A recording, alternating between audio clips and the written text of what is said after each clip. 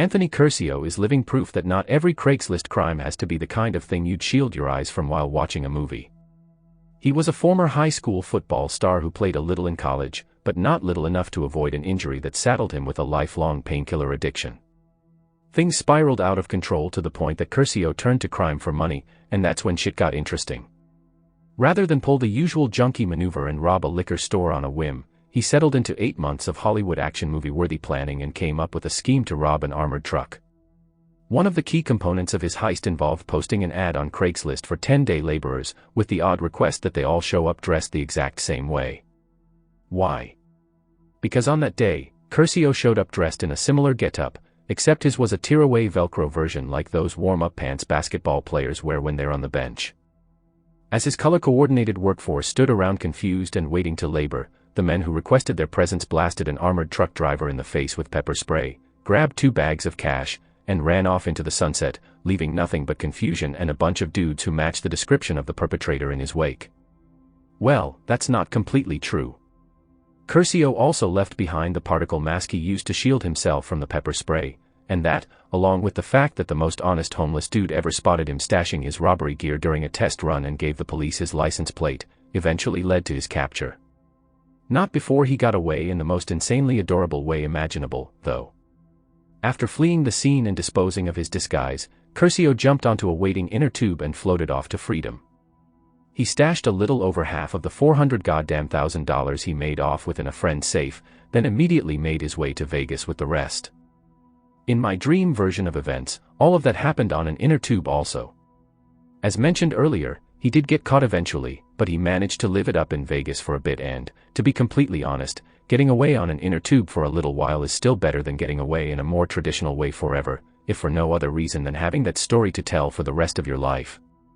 Oh, hey, on that note, Curcio is now out of prison and working as a motivational speaker, presumably giving desperate junkies the courage they need to finally take the plunge and start stealing shit.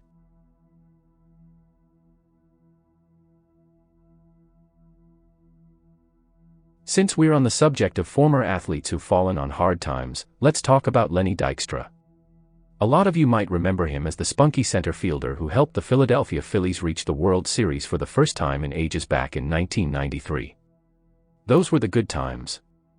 You're probably also familiar with the bad times, which involved Dykstra serving a lengthy prison sentence for grand theft auto.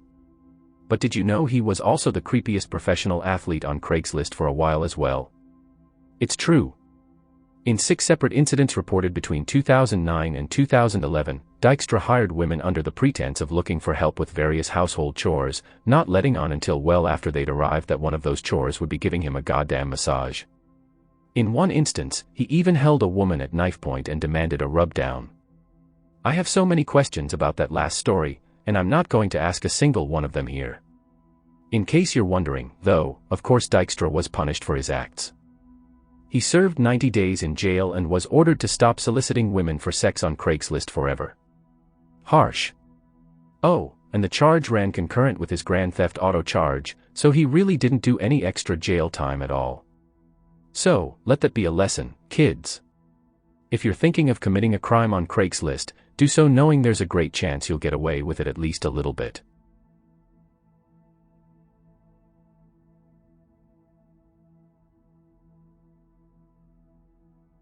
Craigslist gives not a single fuck about the sanctity of your marriages. For proof of that, look no further than the story of Shirima Silvera. She was hired on Craigslist to marry a Portland couple, Kitty and Sean Sonnenschein, in their backyard. Because they were renovating their kitchen at the time, they asked all of the invited guests to bring Home Depot gift cards in lieu of any other form of wedding present. At the end of the ceremony, the Sonnenscheins were dismayed to find that, despite inviting 75 to 100 people, their total haul was a measly 3 gift cards. Did the Sonnenscheins just have the cheapest bunch of friends of all time, or was foul play involved? That question got a whole lot easier to answer when Silvera, the woman who'd just been paid to marry the couple, was spotted on surveillance footage using one of the stolen cards and arrested shortly thereafter. To make amends, she was ordered to pay $1,500 in restitution and a $300 fine. As this article about the crime points out, she was allowed to enter her guilty plea by mail, from the comfort of her new home in Washington. further proving that Craigslist is a great place for not-so-clever criminals to pull off inept crimes and face little to no consequences for their actions. If anything, what she did could best be described as a high-interest loan.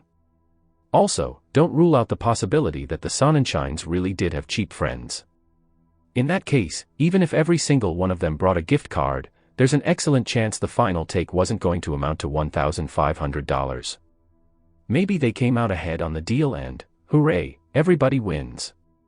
I mean, except for the 75 to 100 people who had to go to a backyard wedding in Portland, obviously.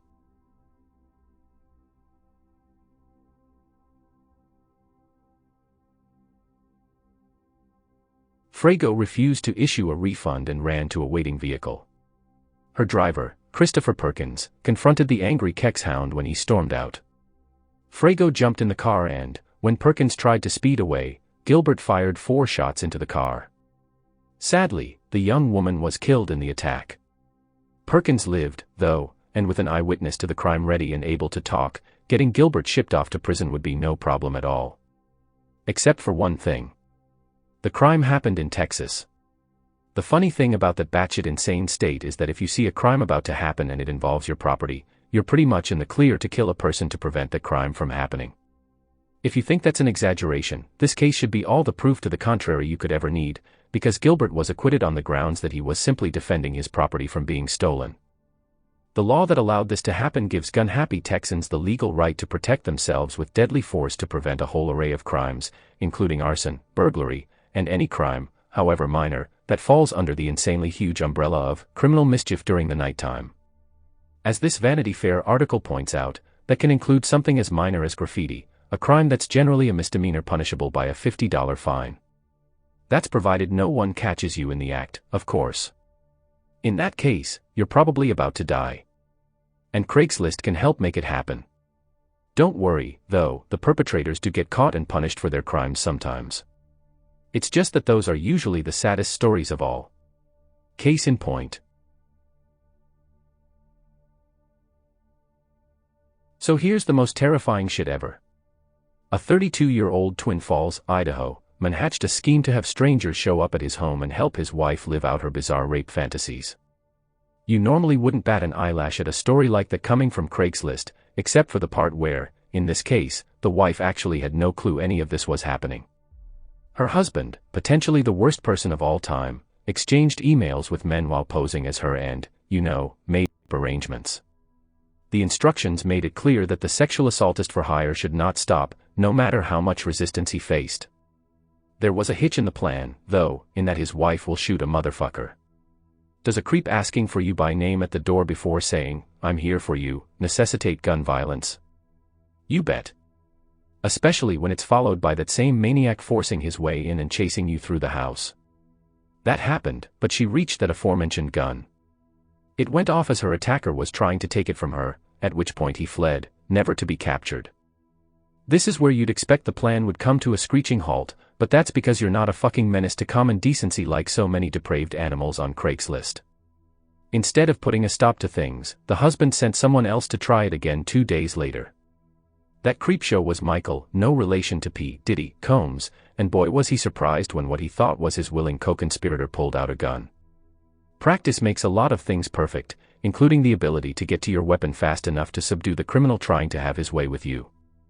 Unfortunately, she didn't shoot him right in the goddamn face, but she did call the police, who were presumably like, "Holy shit," again, before arriving moments later.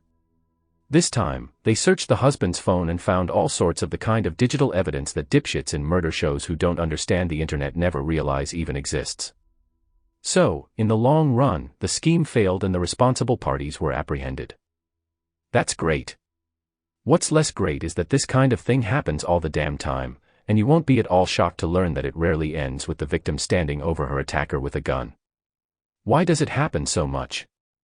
I'd love to chalk it up to the standard, "dudes are the worst," which really does work for so many things, but there's a crazy woman in San Diego who can challenge that argument in this case.